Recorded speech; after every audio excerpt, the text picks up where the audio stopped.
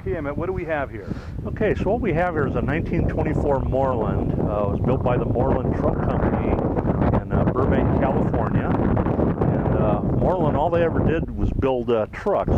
Watt Moreland was actually the engineer for the Winton Motor Car Company, and decided he wanted Winton to build trucks, and they said no, so he went off on his own and started developing trucks in the, like 1918, 1919. And so this particular truck, this 1924, is a Model R, which was the smallest truck that they built.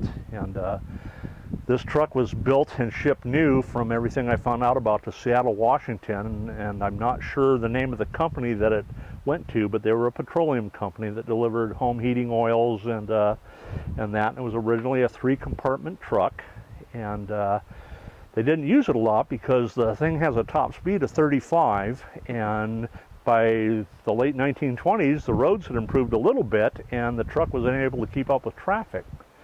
So as you'll see in the video, the truck was later converted to a kerosene delivery truck, and they mounted a metered pump on the side of the truck to meter out to individual holes, and you would come out with your little kerosene container, which you see on the bed of the truck here, and then people would bring that out and they'd fill it up from the pump on the side. Wow.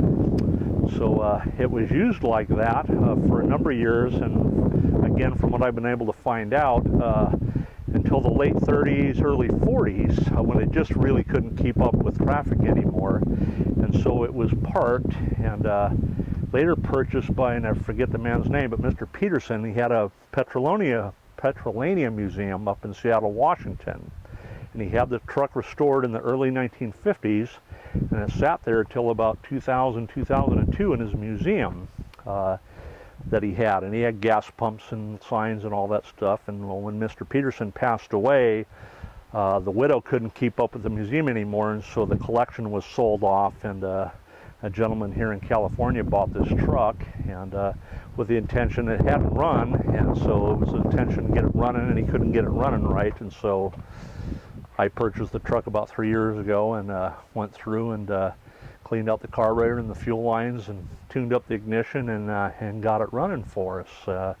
You know, checked the brakes and put all new tires on it and tubes, and it just hums. It's just a little jewel, but it definitely doesn't go very fast. It's geared very low, so it's you can't be in a hurry. Yeah, but, it's awesome though.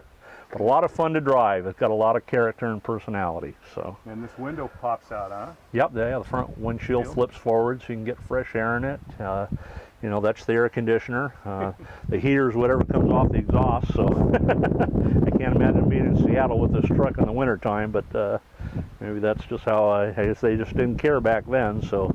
Sure, I'm going to shut this off for a second and check out the engine compartment. Sounds good. What about this engine, Emmett? Okay, so this was the original engine it came with, and it came with a 6-cylinder Continental 6 engine.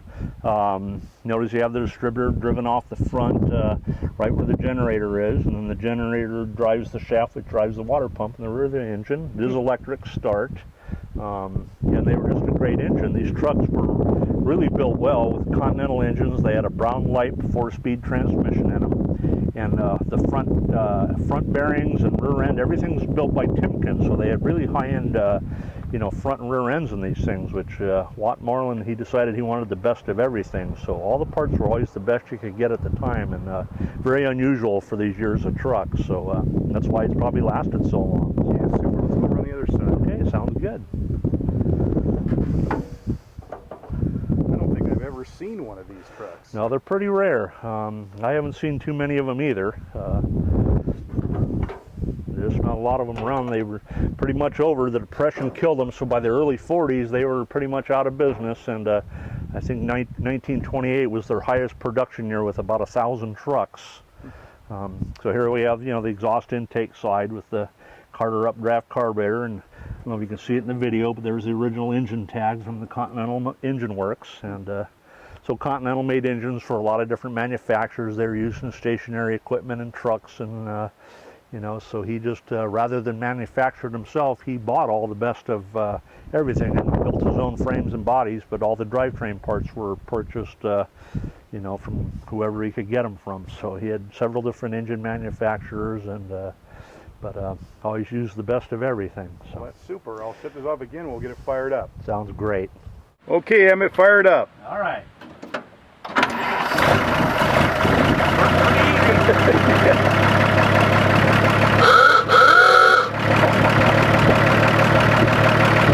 That's good.